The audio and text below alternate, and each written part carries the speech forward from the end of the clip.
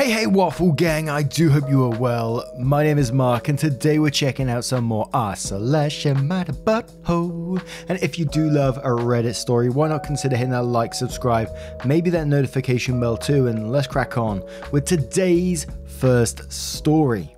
Now, today's first story comes from Never Told Sister and it's titled, Am I the Arsehole for Kicking Out My Parents for Never Telling Me About My Half Sister? So let me clarify, I'm writing this out of confusion and shit. I, 28, love my parents. They've always been great to me, loved me and supported me. They've been staying with me and my wife since we had a baby to help out, and if I'm being honest, it has been a great help having them around. Yesterday my dad asked me to get the mail from his place after work so he can pay his bills. Well, I got the mail and most of it is bills and ads, but one actual letter. I didn't think anything of it and gave it to my dad. He apparently threw it out, but my wife noticed it in the trash and read it. She didn't know what it was when she saw it. She brought it to me and it was addressed to my dad as father, so obviously my half-sister. She's pregnant and asking for money because it's harder for her to make it and she just wants to support her baby. I confronted my parents and yeah, she's 21-ish. Born from my dad's affair. He gave her money until she graduated. She writes him letters. She's apparently not in college because she's broke and he thinks she's stripping or doing sex work. He doesn't even know for sure. He just told me he's done supporting her and she isn't his responsibility. We talked more about it for half an hour. My mum was quiet and my dad has never been like that. I don't even know the word to describe how he was. It just made me so fucking angry. I made them leave right there without even taking their things back because it feels like it's my fault. I have a sister out there who's living like garbage while I'm out here enjoying my life. After looking into her a bit more, I talked to two cousins 2 hours ago and they are both divided on if I did the right thing. One cousin thinks I was an arsehole for making my parents leave without talking things through or even making a plan, but her sister thinks I did the right thing. My wife told me she's staying out of it since she regrets reading somebody else's mail. I just don't know myself if I feel like an arsehole for making my parents leave because I love them so much, but at the same time, I feel so mad over the situation. Edit. Since people are wondering if my mum knew because she was so quiet, she knew everything. And we're going to start straight away with Smoking and Thinking, who says not the arsehole for kicking them out. They have a home to go to and you need some time to calm down before any talking can take place. Take your time. To which Fiotes replies to that saying, sure, being upset with your parents is understandable, but wife definitely a huge arsehole. Who the fuck takes other people's mail out the trash and looks through it? It's nosy, creepy and invasive. Gross. Alternative Year 340 says not the arsehole. This is a really ugly side of your father to discover so late in life. Miserable Key says not the arsehole. Reddit is such a weird place. I don't know how people are coming up with these everyone sucks here responses. Your wife snooping through private mail isn't exactly the best thing to be doing, but I don't know how that is bad compared to a man cutting his daughter out of his life for over 2 decades without telling his own son. You should come let them get their stuff, but make it clear that their actions are unforgivable. Teal Housewife says not the arsehole. It sounds like what you were most hurt by is that your parents treated you well, and you saw them as good people. Now that you see how your father treated his other child, and your mother's complicity, you feel like you don't know them anymore. It's not just the lying, it's the fact that your parents have supported you and given you advantages, while your half-sister was treated like an afterthought and a dirty secret. It sounds like you also have a lot of guilt because your parents set you up for success, while not doing the same for your half-sister. I think it's completely understandable to have a lot of feelings of hurt and betrayal. You can't make up for what happened to your half-sister, but it sounds like you may want to reach out and offer her some support. I think that might be healing for both of you. I would just recommend maybe getting some therapy to process this, and also make sure you're on the same page as your wife if you do offer your sister any support, to make sure you aren't spreading your emotional and financial resources too thin out of guilt that shouldn't really belong to you. You sound like a good person who's grappling with life-altering information. Please try to take care of yourself. And one more from Ryo Lulu, who says, I think you should have just kicked out your father and cleared out the situation with your mother. The fact that she was so quiet makes me wonder what she knows and how she herself found out. Your half-sister looks like she is in a dire situation. Can you reach out to her and see how you can help? Of course, you are not obligated to, but it looks like your father hasn't been a lot of help and doesn't plan on helping more. Maybe hand-me-downs from your own child since she is just behind. In any case, I don't think you're an arsehole. You just discovered your father had an affair and neglected his other child. Your sister is bitter, not the arsehole. And I think Teal Housewife's comment hit home the most for me there. They said that, it's totally understandable to have a lot of feelings of hurt and betrayal, and finding this out, like another commenter said, so late in life, that your father had an affair, that you've got a sister somewhere and you've had all these privileges in life while she's been scraping by. That must be, I can't imagine what that would feel like. I think I'd feel like OP, feels in this incredibly guilty. Not that it's their fault, but they've had so much and sister had so little. I think it'd be hard not to feel that way. So now we're going to move on to the update, which came 5 months later, which said, I want to thank everyone who said to go talk to my parents. That's the first thing I did. I went to their place and I tried to talk to them, but it was frustrating and my mum got angry when I said I was going to reach out to my sister. She asked why I cared and I got upset and told her because she taught me to. My dad saw me out after that and surprised me by telling me he was proud of me for being a better man than him. That was weird. Anyway, my wife reached out to my sister Anna and she agreed to meet. We went with my cop friend Joe, cause you never know. We met Anna in her apartment and it's in a rough side of town. It's tiny and a shit place to live. Anna's a small, quiet girl who works in a library. She reminds me of my gran. She claims she's only a waitress at a strip club to make ends meet. Obviously, she can't do it now. She said she's failed like her mum and the best thing she can do is have her kid succeed. She said she just wanted cash to take pregnancy classes. I gave her my number and some cash, of which she gave a lot back right away. That night my wife asked if I could let Anna move in because she felt heartbroken. I gave Anna the offer, but she refused and said she won't take advantage of us. About a month later she phoned me crying and said there's black mold in her building and she has to go. She came to us with barely anything, just clothes, a wallet, a toothbrush and a sack of old books. Since then, she's just been sad and really alone because she thinks she's taken advantage. She tries to help with chores a lot and always apologizes. She's only happy when she plays with our baby, but it was her birthday a few days ago and she asked if we'd get her cupcakes. It was like she expected me to say no, but my wife went and got them and a whole DQ cake. Well, I got her a box set of the Expanse books. She started crying and hugged us both when she saw everything on the living room table for her. In the days since, she has seemed happier and I won't lie, I'm worried for her, but I do think stability has helped her. As for my parents, my mum refuses to come as long as she is there, so I visit her with the baby sometimes. My dad refuses to go because he says he's ashamed. Whatever, I guess. On the other hand, my wife's parents told me they are more proud of me than ever. And there was a comment from OP that really jumped out to me whilst I was reading their comments. Time Abradov says to OP, from one older brother to another, you're already a great brother, to which OP replied saying thank you. I guess a big question that ran through my mind was, how on earth am I ever going to be able to say that I've been a good father if I can't be a good brother? What lesson am I teaching my child? I needed to help my sister. I hate that we grew up apart. I hate that she's had such a miserable life. Honestly, a few weeks ago, I showed her my favourite movie. For a few dollars more, and I do hope that it helped her understand that she's my sister and I'll always try to do good by her from now on. So thank you so much. It means everything to hear someone tell me I'm a good brother. And just a wonderful human in general from what we can read from this post, from these comments. And I do wonder for Anna and the way that she was feeling, that she feels like she's in the way all the time. Is that how she's felt as she's been growing up? Obviously I'm reaching statements here, but it sounds like it to me.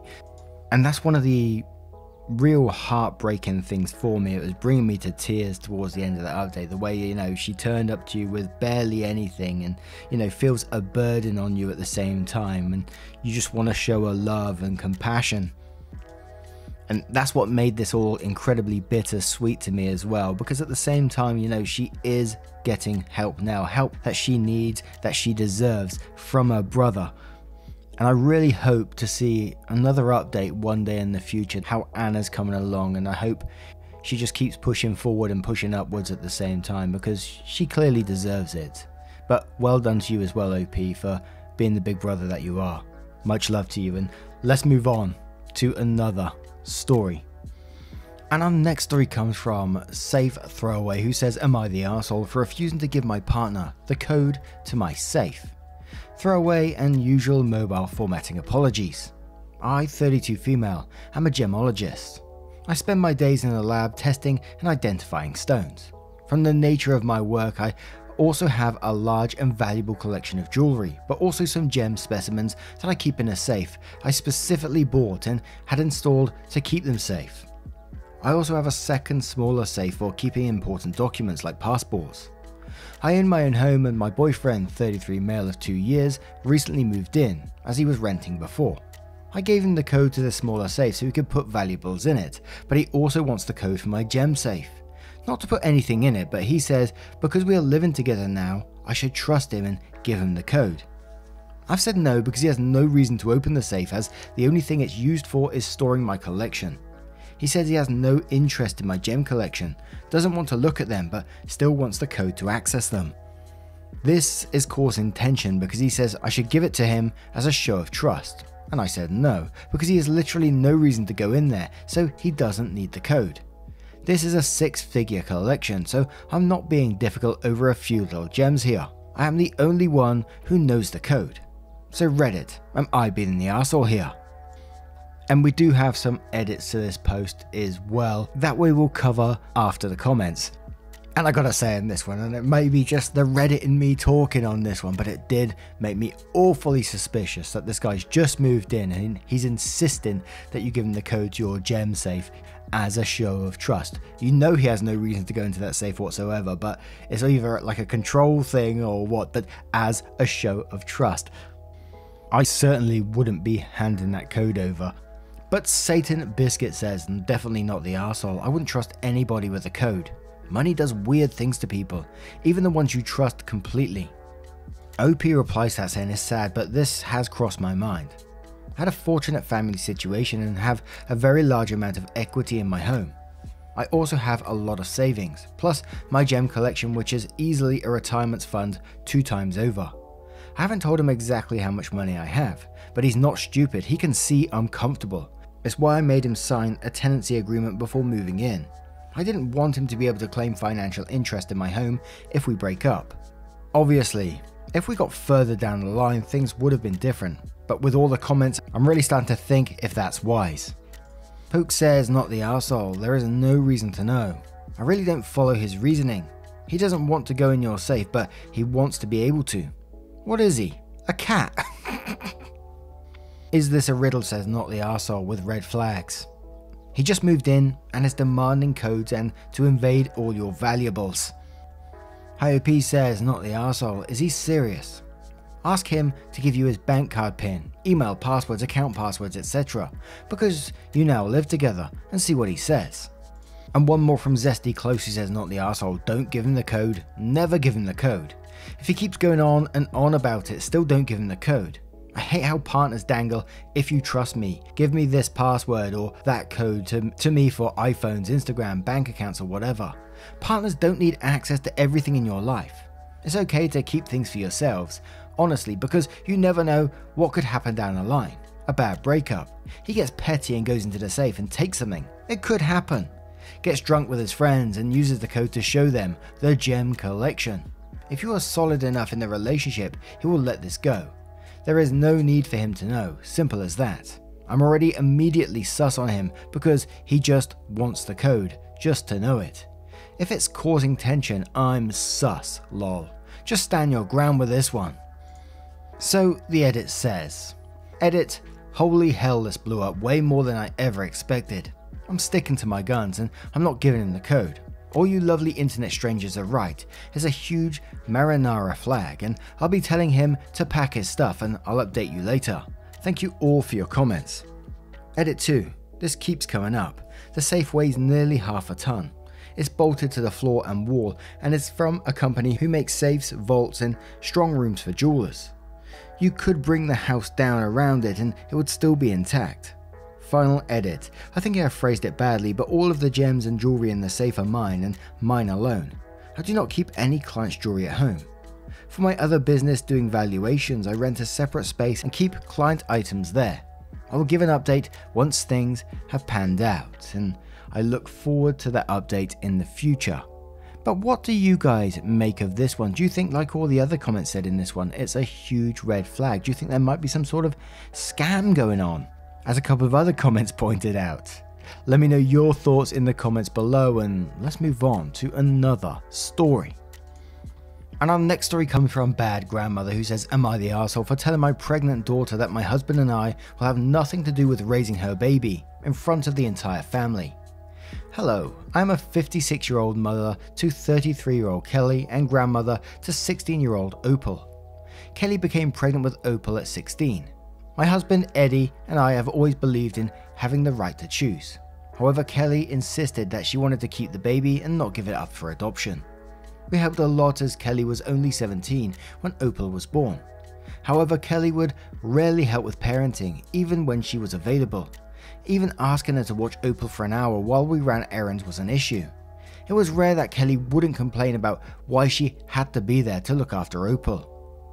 Kelly chose not to attend college after graduation. She had a job with a flexible schedule, yet she rarely made herself available for Opal. Kelly was only home to sleep or get dressed for some party. She also relied on us to purchase supplies and book appointments for Opal. Eddie and I would have serious talks with Kelly that she needed to step up as a parent. Kelly would only make empty promises and never follow them through. Kelly moved out when Opal was 6. Kelly comes around maybe once a fortnight and for holidays, but Eddie and I have been the ones to raise Opal. Opal is doing extremely well. She has good friends, plays tennis, participates in volunteer projects, and plans to be a marine biologist after graduation. The school year ended for Opal last week, so we had a nice dinner to celebrate her good grades. Kelly came along with several other family members. We were all chatting and enjoying dinner together when Kelly stood up to make an announcement. She announced to us that she was pregnant with her boyfriend's child.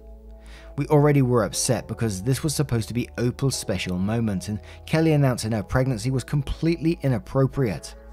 Eddie and I said nothing, and Kelly started to say how she and her boyfriend were so busy with life right now. Eddie and I interrupted Kelly, and I told her we would have nothing to do with raising this new baby and would not be providing anything for it, supplies, childcare, etc. Kelly flipped out and an argument ensued. Kelly called us heartless and claimed we were willing to throw our grandchild away. Eddie and I called her selfish for expecting us to raise another child. We are too old to raise a baby. Kelly is 33 and needs to grow up. Give the baby up for adoption or be a parent and raise it yourself. Kelly left in tears. Now the family is broken into sides. The ones agreeing with Kelly say that we adopted Opal and are sending a message that we don't care about our newest grandchild. Others are saying we should have taken her aside privately instead of shooting her down in front of everyone, and our reaction was cruel. Eddie and I feel we had to be blunt with Kelly and not sugarcoat reality.